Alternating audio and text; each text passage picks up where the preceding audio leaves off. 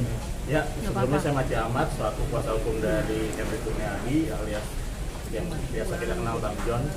Hari ini agendanya adalah kita memenuhi panggilan klarifikasi yang diundang dari subjek terkait ya. Terkait kita melaporkan pasal 310-311 dan hari ini kita telah mendampingi saudara klien kami dan juga saksi-saksi yang lain juga terkait laporan tersebut. Tadi berapa pertanyaan barang bukti? Iya, tentunya kita tadi sudah melengkapi barang-barang bukti dan kita sudah memberikan kepada tim penyelidik Polda Metro Jaya. Tadi kita diperiksa kurang lebih dari 2 jam ya. Tadi sekitar ada 18 pertanyaan. Pertanyaannya seputar apa aja? Tadi dari Ya, tentunya kami memberikan hasil dari dugaan yang kita laporkan kepada saudara AE ya, seorang advokat yang terkait dengan press release beliau yang telah tersebar ke media. Tentunya kami juga tadi telah memberikan bukti-bukti, screenshot, capturan, dan juga dari sosial media yang terkait. Bang John, mungkin ada yang mau disampaikan Bang terkait AE? Ya, pastinya kan hari ini saya datang memenuhi panggilan untuk memberikan klarifikasi atas laporan yang saya buat beberapa waktu lalu di Polda Metro, ya kan. Laporannya sudah diterima dan hari ini saya diundang untuk klarifikasi. Seperti yang sering kali saya sampaikan, saya merasa sangat terluka dan dicederai dengan ramainya pemberitaan bahwa saya menipu perusahaan saya banyak kasus. Ya, sebagai masyarakat Indonesia yang taat dengan hukum dan punya hak hukum juga, kesetaraan juga, saya melakukan langkah-langkah terukur ya untuk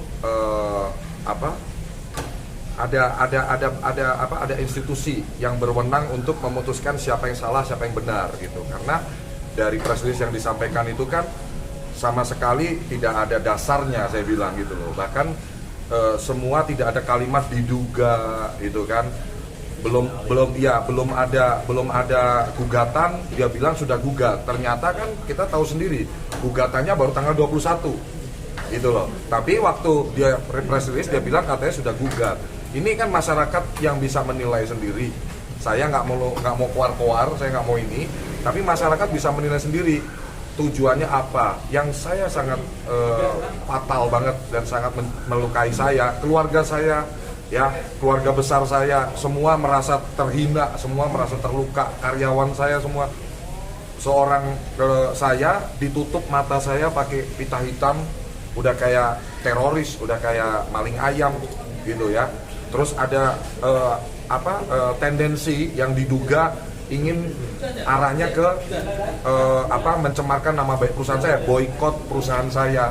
Ya, saya sih ada beberapa info-info ya yang diduga juga ini tuh kompetisi bisnis, karena ada beberapa masuk ke saya, ternyata orang tersebut ini menjalankan bisnis yang diduga serupa dengan saya gitu loh, di bidang perizinan juga ya. Saya ada beberapa klien bekas kliennya beliau yang menghubungi saya ya. Nah, hal seperti ini kan harusnya nggak boleh. Kalau kita mau bersaing ya bersaing secara sehat. Ya, saya ini siapa sih? Saya ini cuman orang yang benar-benar dari nol merintis karir sampai saya 2021 nggak ada orang kenal saya. 2022 pun nggak terlalu orang ngerti saya kok.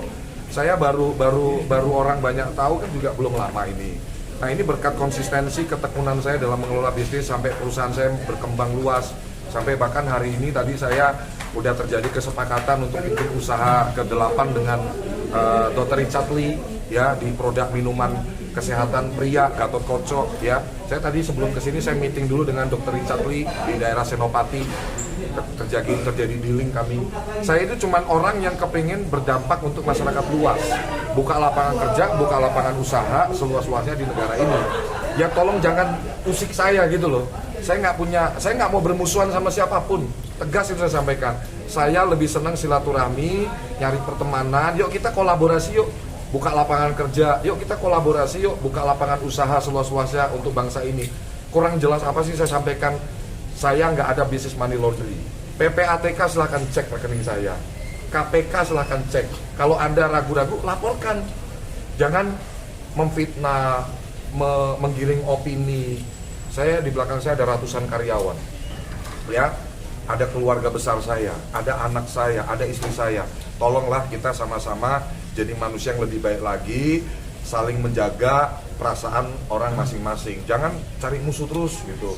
Mau pansos sama saya boleh, ajak saya kolaborasi, bikin konten bareng, seru-seruan bareng. Yuk saya promosiin usahamu apa? Ayo, saya welcome kok. Saya orang yang suka diajak diskusi, suka diajak kolaborasi, suka berteman gitu loh. Jadi jangan musuhin lah gitu. Bang, tadi kan ada indikasi persaingan bisnis Bang ya. Sampai sejauh ini ada nggak efek dari bisnis Abang? Pastinya ada penurunan juga dari prospek yang masuk, dan transaksi juga pastinya berdampak lah. Kita ini kan ya maksudnya gini ya, mohon maaf, tidak semua orang kan mau mencari tahu lebih. Jadi dengar berita sekilas, wah udah tadinya mau hubungin jadi nggak hubungin. Tapi kembali lagi, alhamdulillahnya, saya makanya selalu bilang jangan ngatur Tuhan.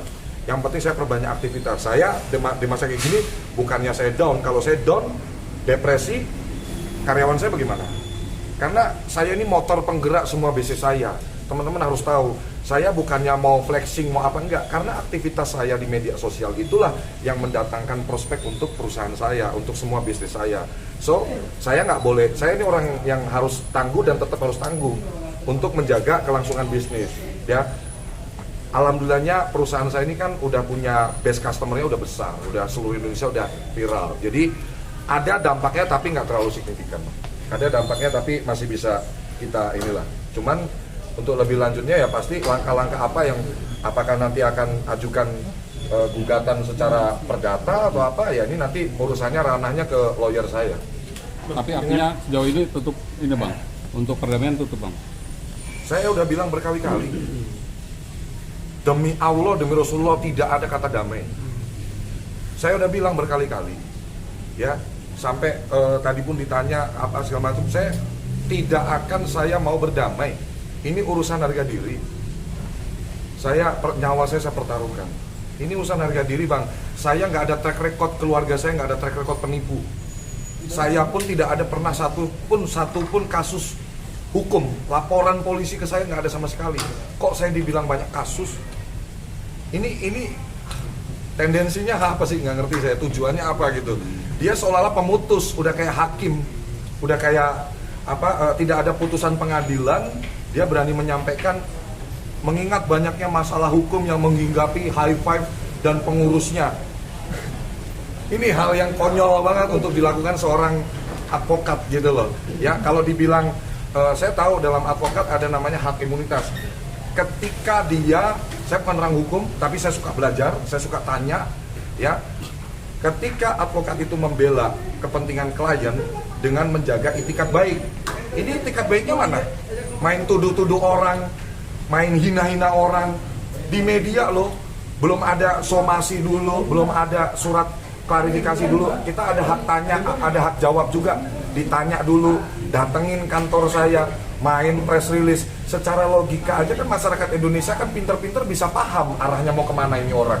Tidak ada surat teguran, somasi, atau datang ke kantor kami, main press release. Dan di press release-nya berita bohong semua, bilang katanya sudah gugat, ya kan? Ternyata belum ada gugatan, baru gugat tanggal 21.